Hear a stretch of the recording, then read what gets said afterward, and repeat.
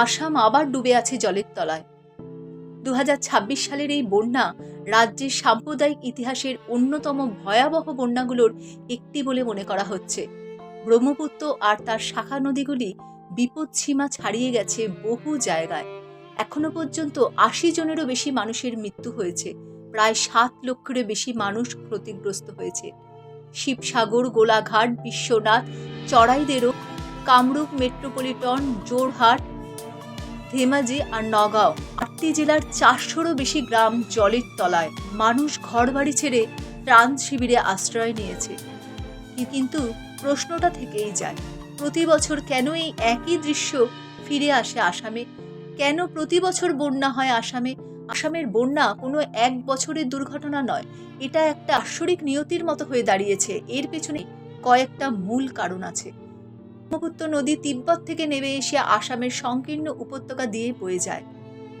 বর্ষার সময় হিমালয় আর উজানের এলাকায় প্রবল বৃষ্টি হলে বিপুল পরিমাণ জল এই সংকীর্ণ পথ দিয়ে নামতে বাধ্য হয়, ফলে নদী উপচে পড়ে।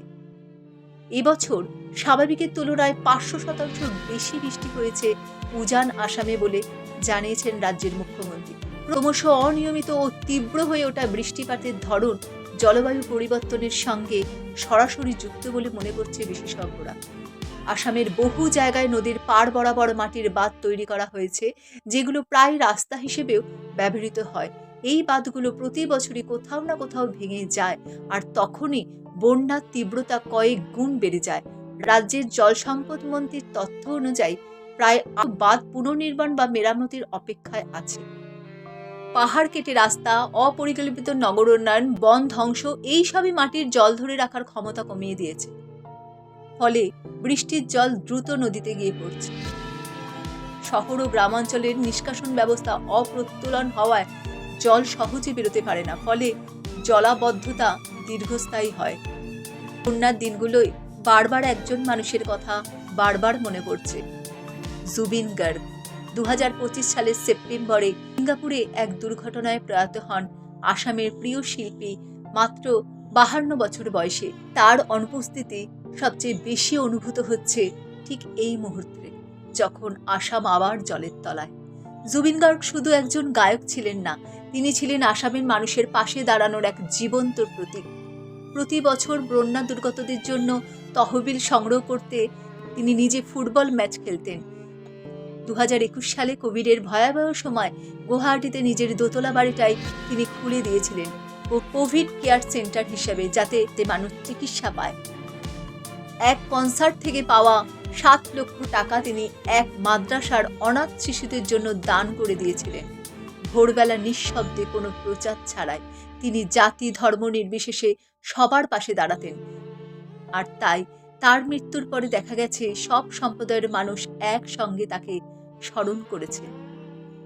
আজ যখন আসামের গ্রামগুলি জলের তলায়, মানুষ ঘর ছাড়া, তখন স্বাভাবিকভাবেই মনে পড়ে যদি জুবিনদা বেঁচে থাকতেন, তিনি নিশ্চয়ই সবার আগে ময়দানে নেমে পড়তেন। গান গেয়ে হোক, সরাসরি টান নিয়ে। তার অনুপস্থিতি আসামের এই দুর্যোগে যেন এক নতুন শূন্যতা তৈরি করেছে। এখন জুবিন গার্গ না থাকলেও তারই পথ ধরে মানবিকতার সেই ধারা থেমে নেই। এই বন্যার বিভিন্ন মহল থেকে সাহায্যের হাত এগিয়ে এসেছে। বলিউড অভিনেতা থেকে শুরু করে তাদের ফাউন্ডেশনের মাধ্যমে স্থানীয় ফ্যান ক্লাবগুলোর সঙ্গে যৌথভাবে বহু প্রচারে ত্রাণ কর্মসূচি শুরু করেছেন। অভিনেত্রী, অভিনেতারা সামাজিক মাধ্যমে মানুষকে দান করার আহ্বান জানিয়েছে। ইতিমধ্যে 7.5 লক্ষেরও বেশি মানুষ ঘরছাড়া হয়েছে। আসাম রাজ্য দুর্যোগ ব্যবস্থাপনার কর্তৃপক্ষ তত্ত্বাবধানের একাধিক জেলায় ত্রাণ শিবির খোলা হয়েছে। উদ্ধারকারী দল কাজ করে যাচ্ছে জলবন্দী মানুষদের সরিয়ে আনতে। কেন্দ্রীয় সরকারের একটি দলও ক্ষয়ক্ষতি পর্যালোচনা করতে আসাম পরিদর্শনে গেছে। 19 জুলাই যে মেঘ ভাঙা বৃষ্টির ফলে শিবসাগর, নাজিরা এবং জোরহাট, সেগুলো শুধু জলে ভেসে যায়নি, প্রচুর মানুষ মারা গিয়েছে, অসংখ্য গবাদি পশু ভেসে গিয়েছে, হাতি পর্যন্ত ভেসে গিয়েছে। জল প্রায় 5 থেকে 10 ফুট পর্যন্ত গভীরভাবে ভরে গিয়েছে এবং জলটা বেশ কদিন দাঁড়িয়েও ছিল ওখানে। তারপর জল ধীরে ধীরে কিছুটা শুকিয়েছে রৌদ্র হওয়ার পর, কিন্তু সেই জলের সাথে ভেসে এসেছে প্রচুর কাদা এসে ভরে গিয়েছে। এটি হলো নাগাল্যান্ডের নাগা পাহাড়, সেইখানে বিভিন্ন নালায় ভাগ হয়ে গিয়েছে নদীটি।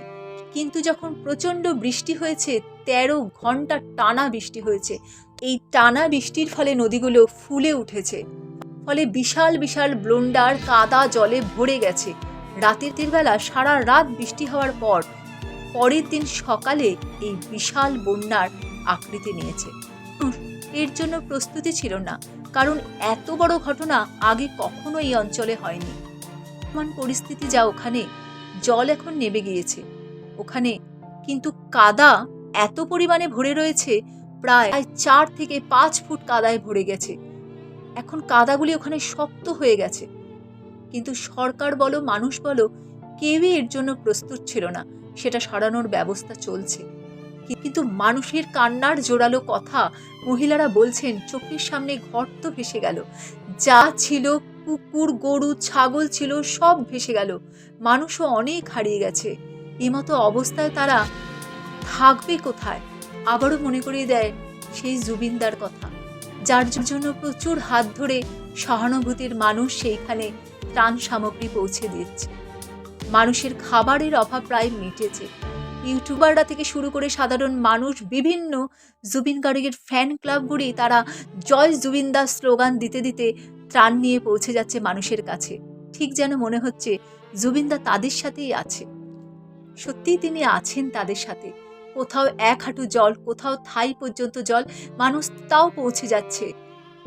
কে হিন্দু, কে মুসলিম, কে গরিব, কে বড় লোক, সমস্ত ভাগ মুছে দিয়ে যেন বলছে ধর্ম পড়ে, আগে মানুষ। এই ইউনিটিটাই চাইতেন আমাদের জুবিনদা। দুঃখের কথা একটাই, তিনি এখন আর মানুষের মাঝে নেই। কিন্তু শুধু ত্রাণ দিয়ে এই সমস্যার সমাধান হবে না। বিশেষজ্ঞরা এবং স্থানীয় প্রশাসন যেসব দীর্ঘমেয়াদী সমাধানের কথা বলছেন, পুরনো বাঁধগুলো দ্রুত মজবুত করা, কারণ প্রতি বছর এই বাঁধ ভেঙেই বন্যার তীব্রতা বাড়ে। আধুনিক প্রযুক্তি ব্যবহার করে আগে থেকে সতর্কতা জারি করা, যেখানে মানুষ সময় মতো নিরাপদ স্থানে পৌঁছে যেতে পারে। নদীর গতিপথ নিয়ন্ত্রণ এবং দীর্ঘমেয়াদী পরিকল্পনা। রাস্তাঘাট, ঘরবাড়ি এবং কৃষি ব্যবস্থা এমনভাবে গড়ে তোলা যা বরাবর বন্যা সহ্য করতে পারে। পাহাড় ও বনভূমি ধ্বংস রোধ করে মাটির জল ধারণ ক্ষমতা বাড়ানো।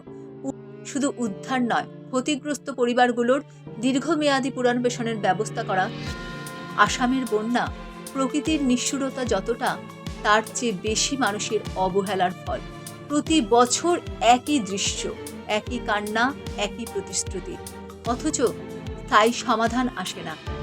এই কঠিন সময় জুবিন গার্গের মতো মানুষের অভাব আরও বেশি অনুভূত হয়, যিনি কথায় নয় কাজে মানুষের পাশে দাঁড়াতেন।